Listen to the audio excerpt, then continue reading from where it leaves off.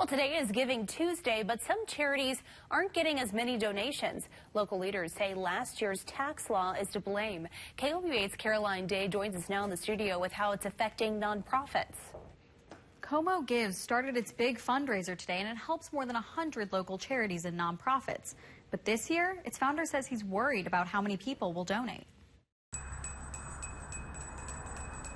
Giving Tuesday is at storefronts, in your email, and trending on Twitter.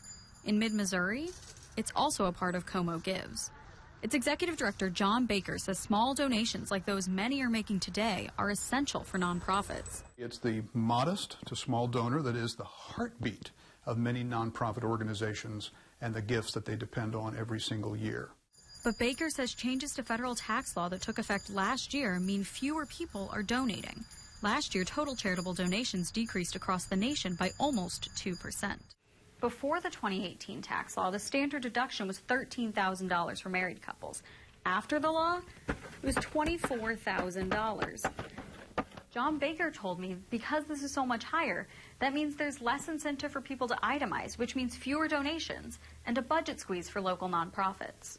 The lack of a tax write-off isn't scaring away all donors. Elizabeth Hamill donated to the Salvation Army today. She says she donates regardless of what it means for her taxes. I always try to teach my kid and that you should always, if you can afford it, like $1 here, $1 there, never hurts. And you wouldn't believe how many people it makes happy.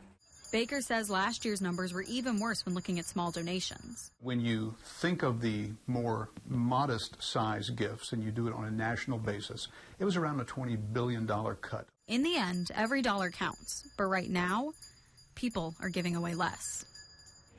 Como Gives runs for all of December, and this year's goal is $900,000.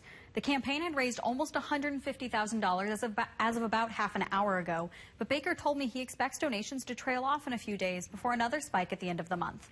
In the studio, Caroline Dade, KOMU8 News. With the holidays here, Fulton